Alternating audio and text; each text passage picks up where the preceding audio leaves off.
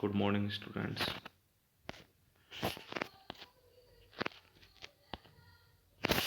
Students, chapter 6 Test and Measurement in Sports. Rickley and Jones Senior Citizen Test. Subtopic Chair, Sit and Reach Test. Back Scratch Test. Students, two topic has Chair, Sit and Reach Test and Back Scratch Test. Student senior citizen fitness test का मैंने आपको बताया था पहले भी। Chair sit stand test, arm curl test, chair sit and reach test, back squash test, 8 foot up and go test, 6 minutes walk test. 6 test है students senior citizen fitness test के, जिसमें से 2 हम पहले लेक्चर में कवर कर चुके हैं, चेयर स्टैंड टेस्ट और आर्म कर्ल टेस्ट। तो टुडे हमें जो डिस्कशन करना है वो chair sit and reach test और बैक स्क्रैच टेस्ट। तो स्टार्ट करते हैं। सबसे फर्स्ट है हमारा chair sit and reach test. तो chair sit and reach test का पर्पज़ क्या है स्टूडेंट्स? पर्पज़ है this test conduct to check the lower body flexibility. तो स्टूडेंट्स इसमें क्या होता है, लोअर बॉडी फ्लेक्सिबिलिटी को हम जो लोअर बॉडी की फ्लेक्सिबिलिटी है उसको हम चेक करते हैं sit and chair sit and reach test में। और इक्विपमेंट रिक्वायर्ड क्या है students? Chair with a straight back without arm and a roller. तो स्टूडेंट्स ये हमारे इक्विपमेंट रिक्वायर चाहिए। जो चेयर चाहिए हमें वो बिल्कुल उसकी जो बैक है वो बिल्कुल स्ट्रेट होनी चाहिए, ठीक है ना स्टूडेंट्स। और विदाउट आर्म रेस्ट, जो आर्म रेस्ट होती है वो नहीं होनी चाहिए चेयर में, किसी तरह का रोलर नहीं होना चाहिए चेयर में। तो इसका प्रोसीजर क्या है students? Sit and reach test को हमें कैसे कंडक्ट कराना है? सबसे पहले sit close to the front of the set. तो जो चेयर पर बैठना है उसके फ्रंट पर बैठना है, आगे की ओर बैठना है।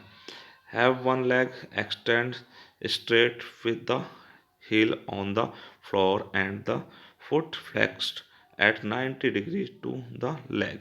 स्टूडेंट्स इसमें पिक में आप देख रहे होंगे जो चेयर पे हमें आगे की ओर बैठना है और अपना जो फुट है वो फ्लैक्स्ड आगे की ओर करना है। जो हील है हमारी ग्राउंड से टच रहेगी, फ्लोर से टच रहेगी, और जो टो है वो हमें 90 डिग्री एंगल पर रखना है।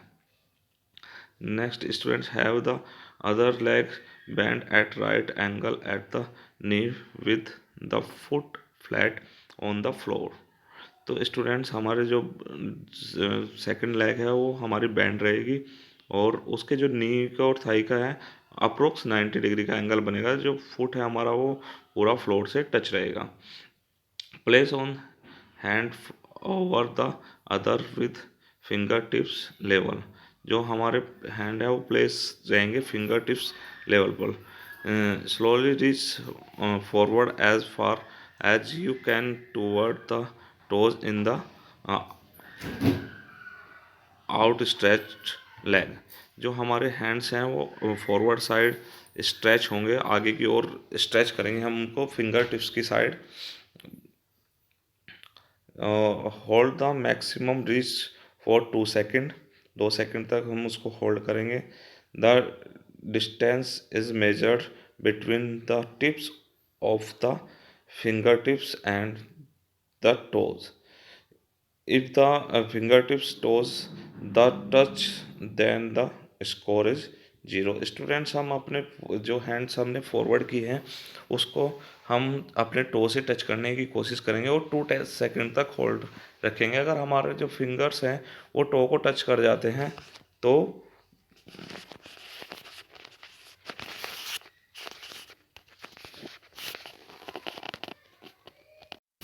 अगर हमारे टोज टच करते हैं, टोज को फिंगर टच करती है तो स्कोर 0 रहेगा। अगर टच नहीं करती है तो स्कोर माइनस में रहेगा।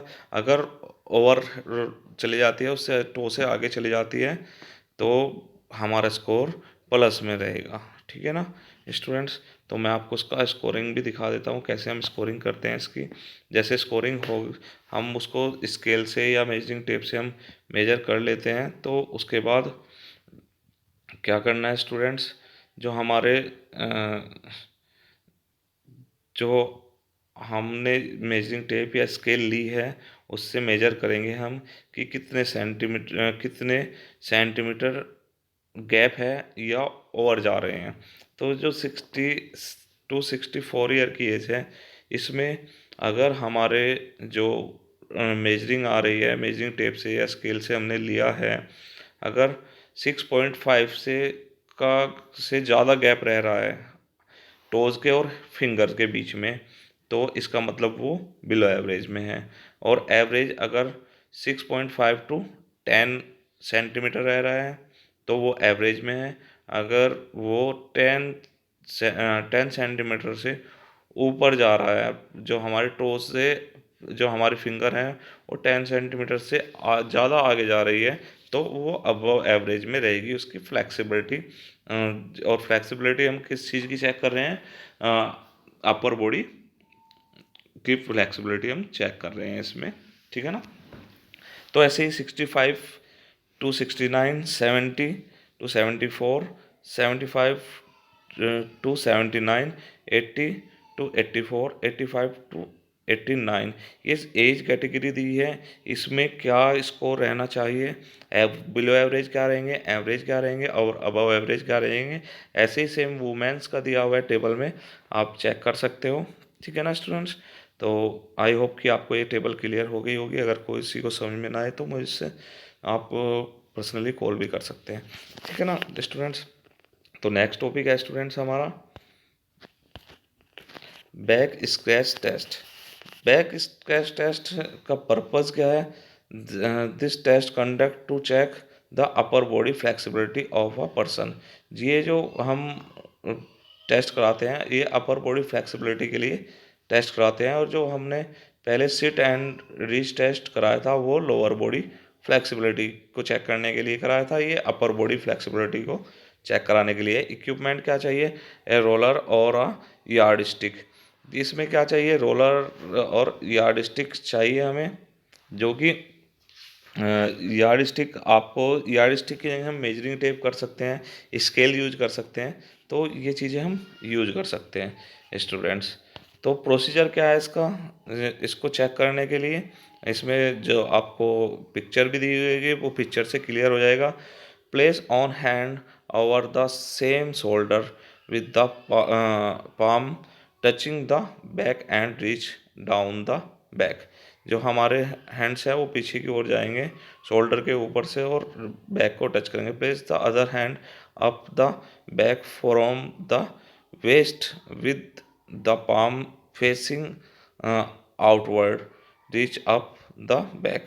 जो एक हैंड्स है हमारे, वो हमारे जो है वो नीचे के जो हमारे वेस्ट है उसके साइड से जाएगा घूम के और ऊपर की साइड वो रहेगा। Point the middle finger of each of hand toward each other.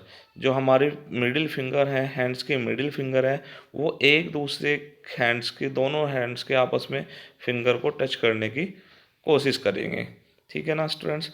Try and touch the finger of each hand in the middle of the finger back. Back side में ही टच करने की कोशिश करेंगे। Do gaps the finger and pull the hand together. जो हमारे fingers हैं उसको हम टच करेंगे एक दूसरे को और उसके ऊपर उसको खींचने की कोशिश करेंगे। तो स्टूडेंट्स ये है कि हम बैक साइड, और अगर इनके बीच में गैप रहता है तो वो गैप मेजर करना है हमें। अगर एक दूसरे के ऊपर लैप हो रही है फिंगर, तो वो हमको मेजर करनी है कितनी लैप हो रही है। उसके लिए हम यार्ड स्केल भी यूज कर सकते हैं, स्टिक, और आपका मेजरिंग टेप भी, स्केल भी, जो चाहे हम इसमें यूज कर सकते हैं इक्विपमेंट में। ओके स्टूडेंट्स, इसका पिक्चर भी मैंने आपको इसमें दी हुई है कि कैसे कैसे ये टेस्ट कंडक्ट कराना है स्टूडेंट्स।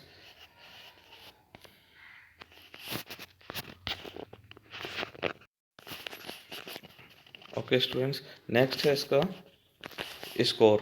बैक स्क्रैच टेस्ट का हम स्कोर कैसे करते हैं, 60 to 64 जो हमारा सीनियर सिटीजन टेस्ट है वो 68 से स्टार्ट होते हैं, और जो अबव 90 तक हम इसको मेजर कर सकते हैं, उससे ऊपर के लिए भी यही स्कोर रहेगा जो हमने स्कोर शीट में आपको दिया है इसमें। तो अगर बिलो एवरेज में कौन रहेगा, -16.5।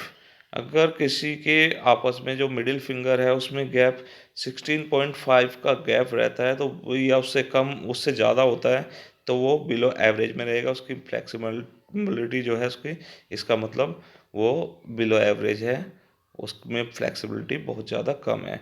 और एवरेज में 16.5 -16.5 टू 0 अगर आपस में टच हो रही है, या -16.5 से और 0 के बीच में स्कोर आ रहा है तो वो एवरेज में है। अगर 0 से ऊपर मतलब एक दूसरे फिंगर ऊपर आ रही है, टच करने की बजाय एक दूसरे के ऊपर जा रही है तो वो अबव एवरेज में आएगा, या टच कर रही है वो भी अबव एवरेज में आएगा। तो जो वुमेन्स का है वो भी ऐसे ही दिया हुआ है, -8.0 सेंटीमीटर अगर है, इतना गैप है तो वो बिलो एवरेज में है, इससे कम इससे ज़्यादा गैप है तो वो बिलो एवरेज में। -8 to 4 सेंटीमीटर तक अगर है तो वो एवरेज में है, अबव एवरेज। अगर 4 सेंटीमीटर से ऊपर एक दूसरे के ऊपर फिंगर्स आ रही हैं तो वो अबव एवरेज में है। तो इसी तरह सभी एज कैटेगरी का इसमें दिया हुआ है, 60 से ऊपर जितनी भी एज कैटेगरी बनाई गई है, 60 to 64, 65 to 69, 70 to 74, 75 to 79, 80 to 84, 85 to 89। तो ये सभी एज कैटेगरी बनाई गई है, इसके अकॉर्डिंग सभी का स्कोर अलग अलग रखा गया है।